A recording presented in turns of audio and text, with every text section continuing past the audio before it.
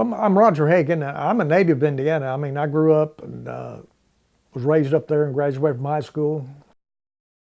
Was born in Frankfort, graduated from Rossville High School. Then I went to a year of automotics training. Then I moved here to Kentucky. That's where my folks are from. And I've been there ever since, but, you know, I still go to the Indy 500. I mean, I look forward to it. There's a few races I didn't make, you know, but most of them I've gone to. Just a guess, I guess about 20. Well, how I got started in this IndyCar business, you know, being interested in it and all, it was 1967. I went with my dad and one of his co-workers to the Indianapolis Motor Speedway for the first day qualifications, and I remember going over the gasoline alley, and the first car I saw was that number 40 turbine car, and that was the prettiest thing ever was, and I've been hooked on them ever since. Yeah, I was 15 the first time I just never was interested in Indy cars, you know. I mean, I'd see on TV qualifying and all that, and, you know, it just didn't interest me, but when I went there the first time, it's totally different, you know, it's totally different. First race, 1969, that I've saw. And the 1969 500-mile race is on. In the early stages, the battle is between Foyt and Andretti. My favorite driver is Mario Andretti. He's from Italy. He's been an Indy 500 champion, a NASCAR 500 champion, and a Formula One champion. He was named driver of the century, the only driver ever to achieve that title. And I met him twice. He's a nice guy. And I met him in Nevada, Vegas Motor Speedway, whatever you want to call it, and Fontana, California. Me and another gentleman flew down for the Marlboro 500. He's a hard man to get to, you know, but you got to have the right credentials to get into the pit. And he's a good guy. I mean, he's a talented driver. His son, Michael, he drove for a while and he retired, and Michael's boy is on the series now, Marco Andretti, and he come close to winning it one year. I mean, just real close, but he's got the talent. It runs in the blood, Andretti blood. The day before the Indy 500, they have a parade Saturday morning right through the streets of Indianapolis, and it's about a 30, 45-minute parade, and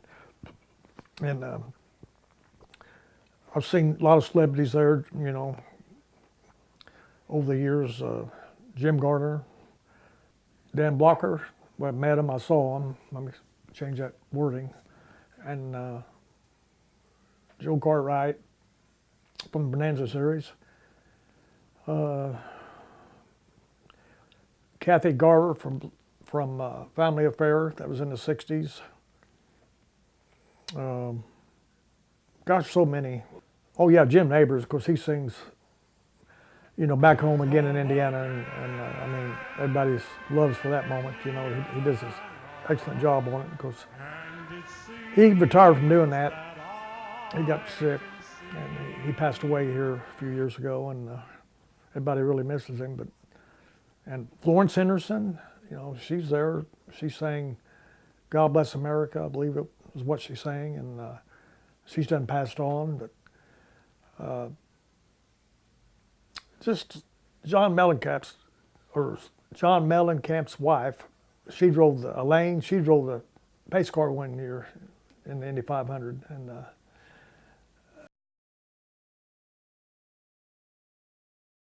that happened in 1982. To me, was the most tragic wreck at Indy ever in my lifetime.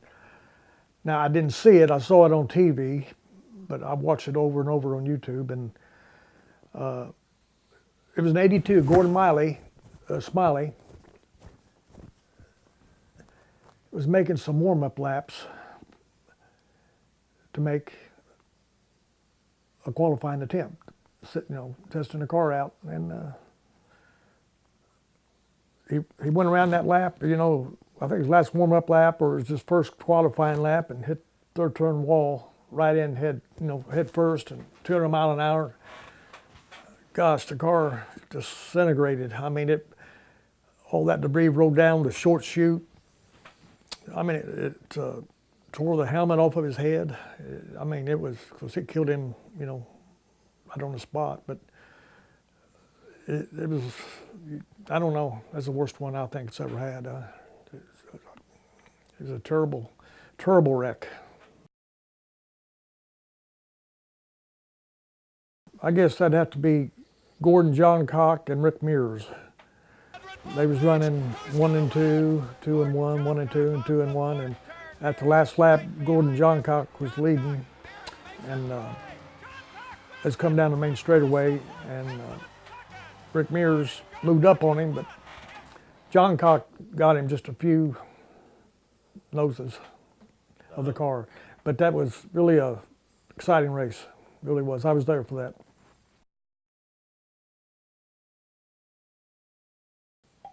I was there. It was Janet Guthrie. She come to the Speedway in 77. Yeah, 77. She's driving for Dick Simon, the Bryant Heating Cooling Special. She didn't qualify. Something happened to the engine. She just, you know, couldn't get into the race that year. So she came back in 78, driving the same car for the same driver, owner. And she qualified, I think, 26th in the field, and finished 29th. And she's the first woman that's ever come there. But I was looking up the other day. There's been 9 women that's raced in Indy 500 actually started. Of course, you know, Danica Patrick, everybody knows her. And Pippa Mann, she was in this year's Indy 500. Then St. James was the second, I believe. Then Sarah Fisher, and then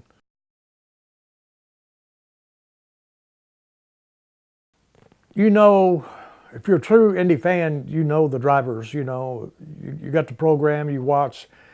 They have, you know, there's a series of races they have throughout the year, and I've known them since '67 when I started getting interested in this, and followed them, you know, and ones that some got killed, some went on, but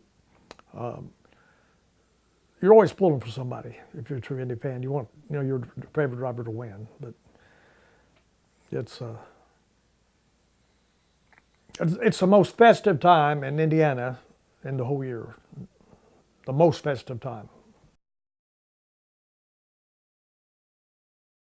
1911, the winner was Ray Haroon in 1911. I participated in 3 of the Indy driving experiences, 1 in Las Vegas and 2 at Indianapolis Motor Speedway. My name is Roger Hagan. I'm back in my home state of Indiana. We're going inside this Honda trailer here to get suited up and all that good stuff. And what size shoe do you wear? 9.5. Okay. You're gonna. You want to come over here and sit down? You can. A locker for you, sir. Okay. There's your shoes. Isn't that nifty? Yeah. Yeah, that's nifty. You can head up here and relax. You can warm, pull that down. You're driving, so don't go to the track. We'll go in there and have a chat before we head out, okay? Stay in the general area.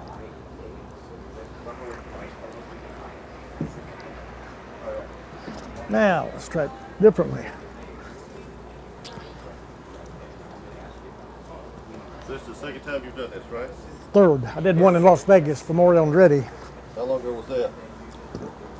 Oh, it's been 14, 15 years maybe. Oh, this seems a little tight.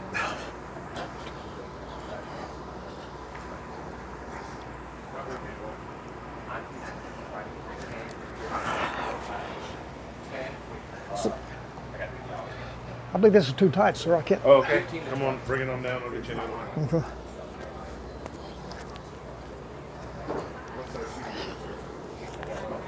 Okay, very good. Is that all I need? You have racing shoes? Yeah. Oh, yeah. Very good. Yeah. You just take your shoes off, obviously, put that on. Put that on. Okay. And then we'll go have a chat in the garage there before we head out.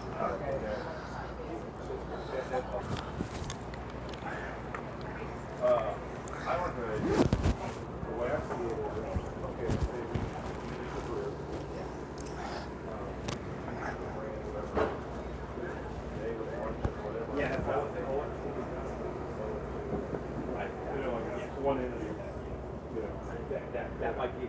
that baby coming in talk or whatever.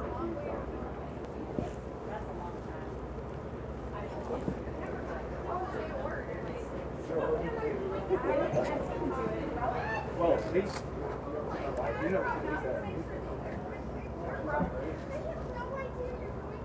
And everything first that's going to happen in that garage straight. Okay, can we go and look around? Is it okay? All right. All set, practically.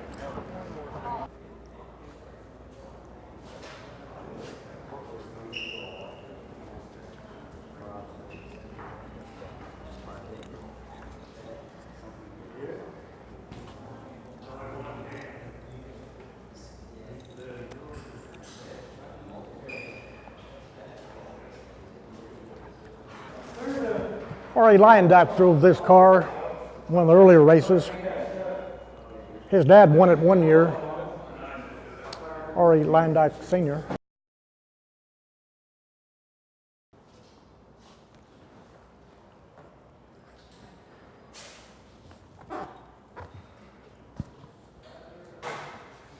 Let's see, let's go out here.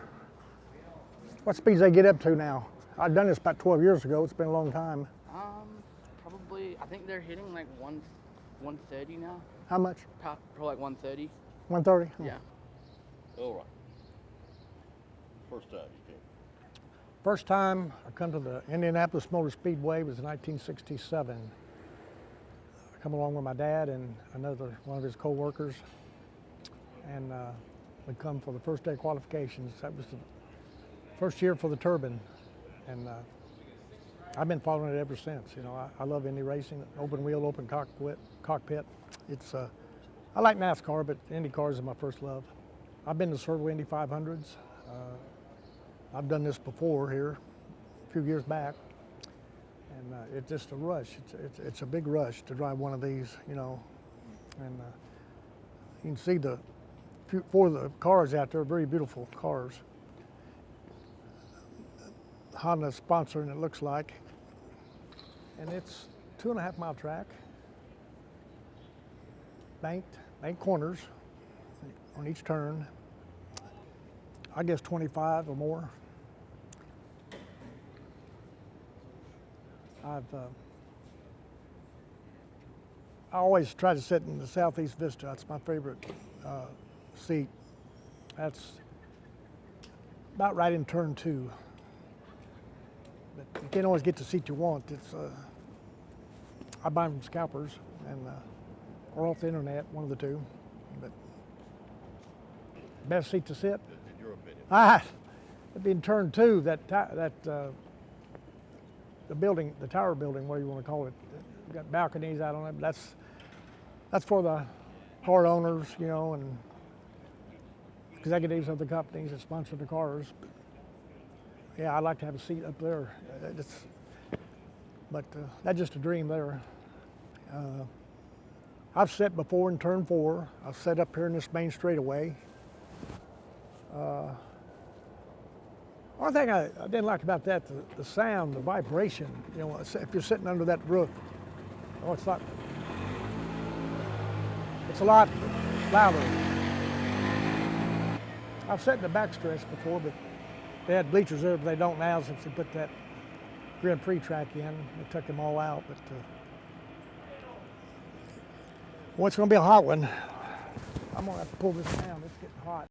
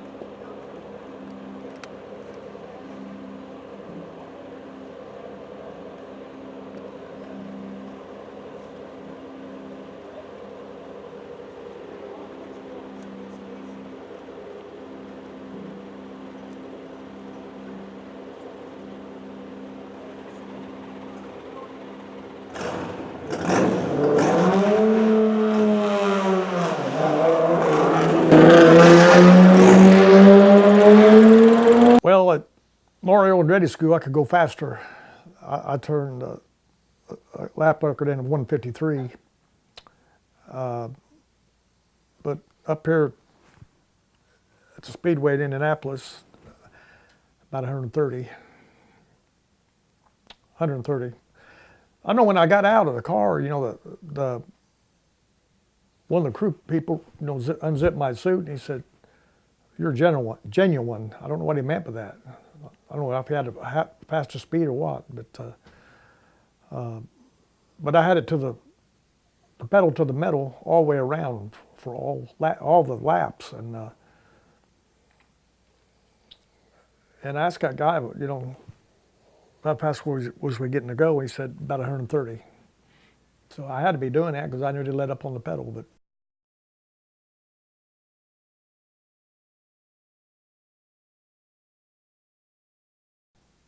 Vegas was the first one. What year was that? Let me think. 7, 6, 5, 4, 3.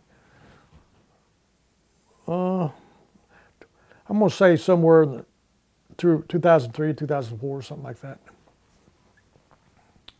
We flew to, man, Carol and I, we flew to Vegas and stayed there in one of the hotels in Vegas, and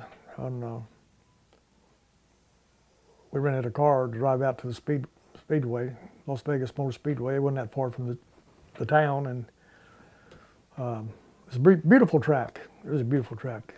I enjoyed the track. It was about 1.5 miles long. That was Memorial Andretti Day they had there, and I talked to him a while there, and like I say, he signed my hat. He signed my hat, and he signed my book. I got a book up there. That's when I was in Fontana, Marlboro 500. I talked to him for a while, and he gave me a certificate, you know, the speed the highest speed. It had a computer that it would tell you what each lap the speed was, and how fast you went into a turn, and how fast you come out of the turn, and all done by computer. It was. I wish Sydney racing would get that. I think they will in time, and I think they will in time if you get a lot of, you know, driving experience up there. That the ones who do might get to go faster, tune up the engine.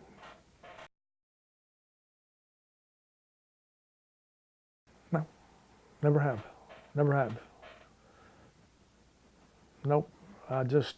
First time I got in that cockpit, that was down at Las Vegas.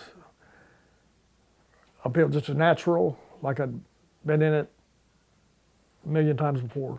Felt very natural. But I had a great time there. I really did. I mean, 150 miles an hour is, you know, pretty quick on a 2.5 mile track. I mean, 1.5 mile track. Now he travels around. They come to the Kentucky Motor Speedway and do it. And the way they do it now, they hook you up to radio communication. You're just out there by yourself. You know, you can. Speed is there's no limit on it. The way I understand it. First car I ever got. First vehicle you ever got? That as a kid, Chevy. What was it though? Let me think. Biscayne Chevrolet 4-door. Was you able to go pretty fast in it? Oh yeah, in fact, I wrecked one right down below the house. You know, I was driving 80 miles an hour on a gravel road and trying to get back into Fishtail, you know, and hit a parked car there, but I didn't know he was there. He was parked with his lights out. It was nighttime, but yeah, totaled it, man. You know, but always had a need for speed, I guess. I'm gonna continue doing this, you know. The man above, you know, lets me and wants me to. I mean, gives me the health, keeps the health, you know, where I can do it. But I enjoy it, and I really do. It's